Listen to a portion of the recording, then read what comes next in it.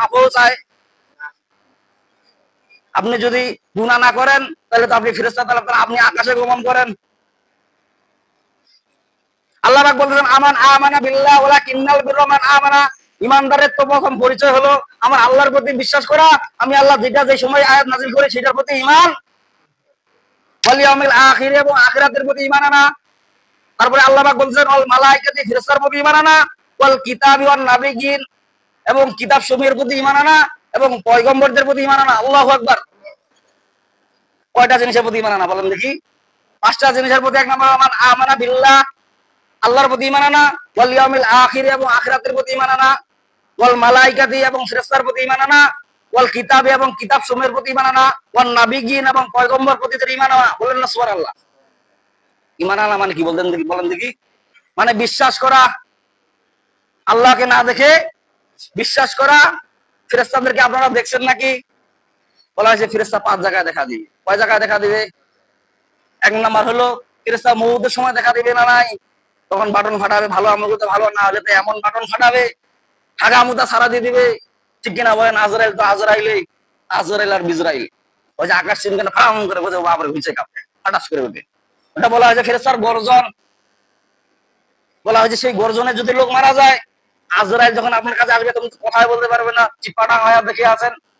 ঠিক কিনা বলেন? পানি খাওয়ায় দেয়, তারপর খাইতে পারে না, ওগুলাই দিয়া দেশ। মানুষ কত বড় দুর্বল। আল্লাহ পাক বলেছেন ওয়া খুলিকাল ইনসানু দাঈফা। আল্লাহু আকবার। আমি মানুষকে বড় দুর্বল করে তৈরি করেছি। তুমি কিসের এত বড়াই দেখাও, কিসের ধনাত্ম দেখাও, কিসের পাকা বাড়ির বড়াই দেখাও, কিসের দোতলা বাড়ির বড়াই দেখাও, কিসের টাকার অহংকার দেখাও, দু পাল অবাস করে দিয়া কি কোথায় গেল তোমার নারীত্ব? ঠিক কিনা করো? কি কোথায় গেল তোমার পুরুষত্ব?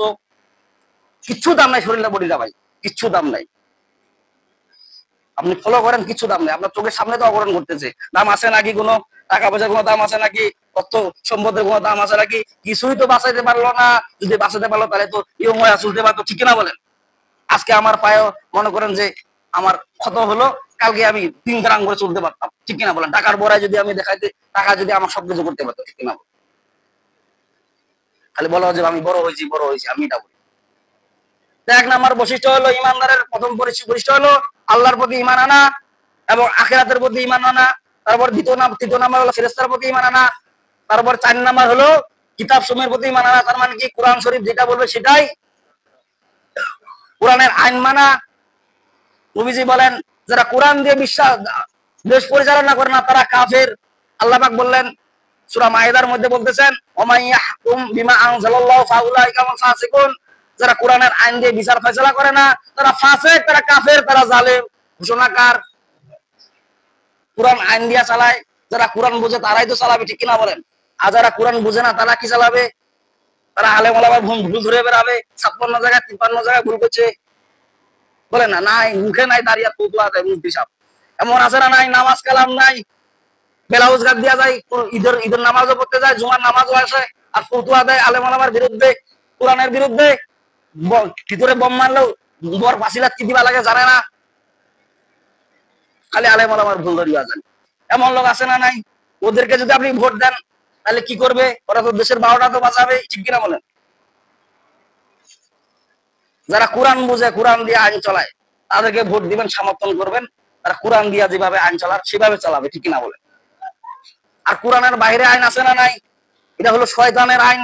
কোরআনের ভিতরে আইন হলো আল্লাহ তাআলার আইন, আর কোরআনের বাইরে যতগুলো আইন আছে সবগুলা শয়তানের আইন। ঠিক কিনা বলেন? যার ভিতরে কোরআন আছে তার মানে কি তারা কোরআন দিয়ে রাষ্ট্র চালাবে, আর যার ভিতরে কোরআন নাই তাদেরকে যদি ভোট দেন, তারা রাষ্ট্রে যদি কোরআন দিয়ে আইন না চালায়, তার গুনার ভাগী আপনিও সাপোর্টার। ঠিক কিনা বলেন? এমন এই জন্য ইমানদারকে ভোট দেওয়া লাগবে। কাকে ভোট দেওয়া লাগবে? ইমানদারকে ভোট দেওয়া লাগবে। তারপরে 5 নাম্বার আল্লাহ পাক বলছে ওয়ান নাবিয়্যিন, পয়গম্বরদের প্রতি ঈমান আনা। আল্লাহু আকবার। পয়গম্বর বলতে কি বোঝায়? এখানে বহু বচন ব্যবহার করেন আল্লাহ পাক। পয়গম্বর মানে কি? নবী রাসূলদের প্রতি ঈমান আনতে হবে। এখন কি নবী রাসূল আছে নাকি? নবী রাসূল তাহলে কারা? আলেম ওলামা, নায়েবে রাসূল, এদের কথা বিশ্বাস স্থাপন করতে হবে। এদের কথা যদি বিশ্বাস স্থাপন না করেন তাহলে কি হবে? এখন কি এখন নবীজি কি কবর থেকে উঠে আসবে নাকি যে আমার আইন মানো? আলেম ওলামা হলো নায়েবে রাসূল। আলেম ওলামার সাথে ভালো আচরণ করতে হবে। 5টা জিনিসের প্রতি ঈমান আনতে হবে।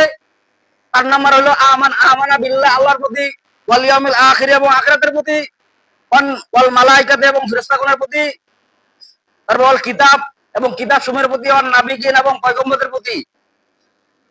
তারপরে আল্লাহ পাক আরো 5টার কথা বলতেছেন। আল্লাহ পাক বলতেছেন ওয়া আতাল মালা আলা হুব্বি দাউল কুরবা ওয়াল ইয়াতামা ওয়াল মাসাকিন ওয়া ইবনাস সাবিল ওয়াসাইলিনা ওয়া ফির রিকাব। আল্লাহু আকবার। ওয়া আকামাস সালাতা ওয়া আতাজ যাকাত ওয়াল মুফুনা বিআহদিহিম ইযা আহাদু was-sabirina fil ba'sa'i wad-dharra'i wa hinal ba'as ulaika alladzina sadaqu wa ulaika humul muttaqun। আল্লাহু আকবার। 5টা আমল করার কথা বললেন আল্লাহ পাক। ওয়া আতাল মালা আলা হুব্বিহি, আল্লাহ পাক ডাইরেক্ট আঘাত করলেন সম্পদের প্রতি। ওয়া আতাল মালা আলা হুব্বিহি, যে সম্পদকে তুমি ভালোবাসো সেই সম্পদকে আল্লাহর রাস্তায় ব্যয় করে দাও। ওয়াবনাস সাবিল ওয়াসাইরিনা ফির রিকাব, মুসাফিরদেরকে দান করে দাও, এবং জেলের মধ্যে যারা অন্যায়ভাবে বন্দী হয় তাদেরকে আজাদ করে দাও। কথা কার? আল্লাহ তাআলা বলেন ওয়া আতাল মালা আলা হুব্বিহি দাউল কুরবা ওয়াল ইয়াতামা ওয়াল মাসাকিন ওয়া ইবনাস সাবিল, যে সম্পদকে তুমি ভালোবাসো সেই সম্পদ থেকে তোমার নিকট আত্মীয়দেরকে তুমি দান করে দিয়ে দাও।